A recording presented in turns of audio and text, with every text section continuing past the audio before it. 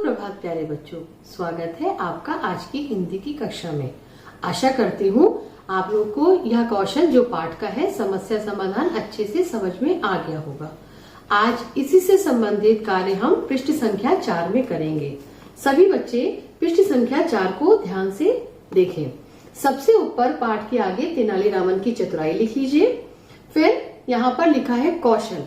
कौशल के आगे आप लिख लीजिए समस्या समाधान और जो आज की दिनांक है उसे लिख लीजिए। बच्चों, इसके बाद की जो ये कहानी है इसे हम लोग पढ़ के देखते हैं, फिर उसी से संबंधित हम लोग यहाँ प्रश्न करेंगे। तो शुरू करते हैं यह कहानी पढ़ना। एक बार की बात है कि लोमड़ी एक गांव के पास से जा रही थी। उसने देखा एक मुर्गा पेड़ की डाल पर बैठा है। उसने मुर्गे से पूछा, तुम ऊपर क्यों बैठे हो? मुर्गे तो जमीन पर चलते फिरते हैं, नीचे आ जाओ।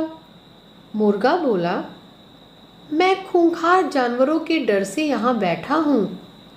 लोमड़ी ने कहा कि सभी पशु पक्षियों में समझौता हो गया है, अब कोई किसी को नहीं मारेगा। तभी मुर्गे ने कहा, यह तो बड़ा अच्छा समाचार है।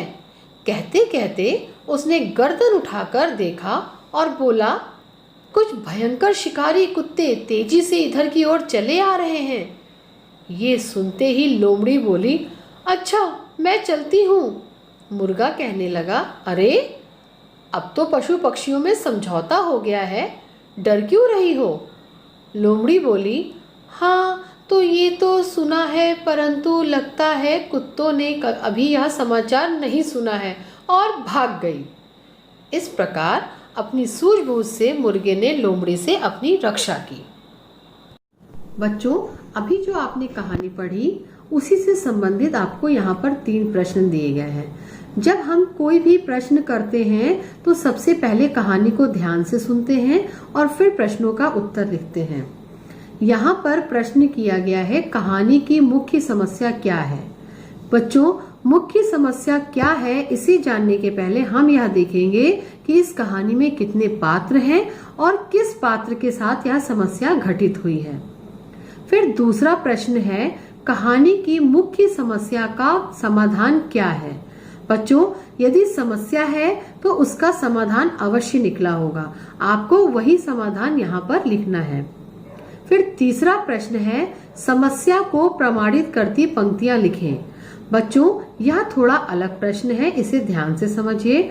समस्या को प्रमाणित करती पंक्तियां, आपने समस्या देखी कौन सी है उसे आपने अपने शब्दों में लिखा, किंतु समस्या को प्रमाणित करती पंक्तियां आपको कहानी से ही कहीं पर आपको दिखेंगी और उससे वही पंक्ति उठाकर आपको सीधे यहाँ पर लिख देना है।